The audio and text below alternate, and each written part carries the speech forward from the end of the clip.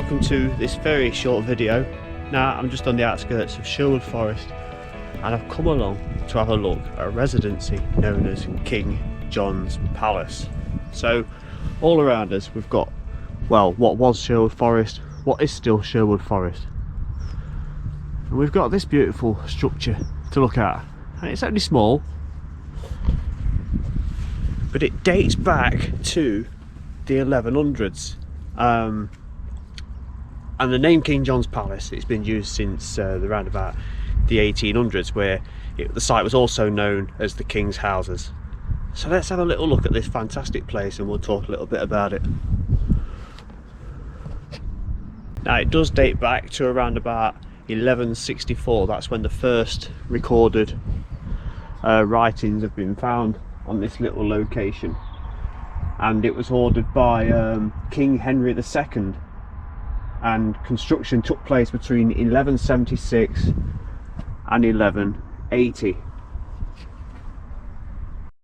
Now I've not been able to find any reason why it was named after King John. Apparently he only was resident here for a number of around about 9 days, so not long at all. There's also a little bit of history where King Henry, back in the 1100s I believe, he created a deer park within Clipstone, which is situated over in that direction. There's a story I read where during World War I there was trenches, like a practice ground with trenches in it for the war. Apparently also a tank broke down a fence by accident, let a load of deer out into Sherwood Pines, and that's why Sherwood Pines has a residency of deer now. So it was actually an accident, apparently, why the Sherwood Pines have got a huge family of deer inside. So as we've got Sherwood Pines over there, the Clipstone railway line's over there as well. So it's a bit dark on this side because the sun's on the south side now, but is it possibly there was a window or a lookout of some point there? The way it slopes up like that, I'd say it was just from being worn away by the wind and the weather, so it's just general decay. Some kind of doorway and archway perhaps. I mean, it had to be more than a couple of stories high. I like how that bit's just protruding. It's like a little Scotty dog. Venturing over here, there's been a bit of a patch up, and of all things they've used breeze blocks, but again a couple of stories high remain. You can just make out probably where the floor level was, just there, disappears a little way there, and then there's another flat section just there and goes all the way along. Looking at the northeasterly side, we've got these great big stone blocks. Imagine how heavy they would have been to get up there. I'm not sure what that would have been there for. Maybe support some kind of staircase. It does seem to be carved out just there with a different kind of stone on the inside.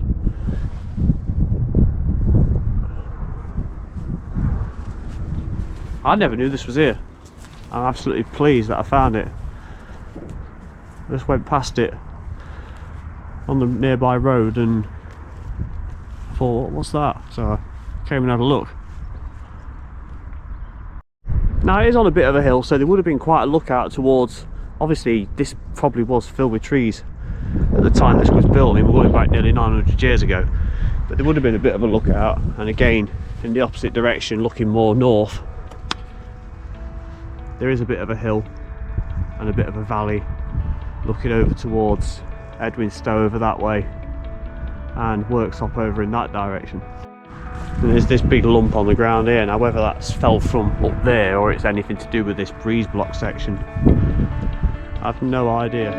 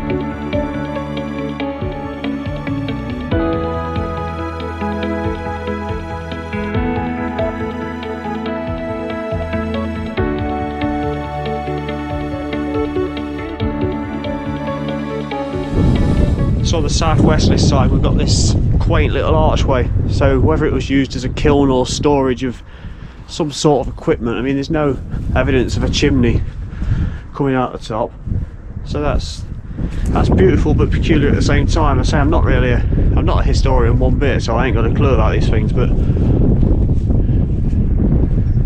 looking at it, I'd say that's what its possible uses were, because the stonework is the same all the way across, so it's not like it's been patched up at a later date.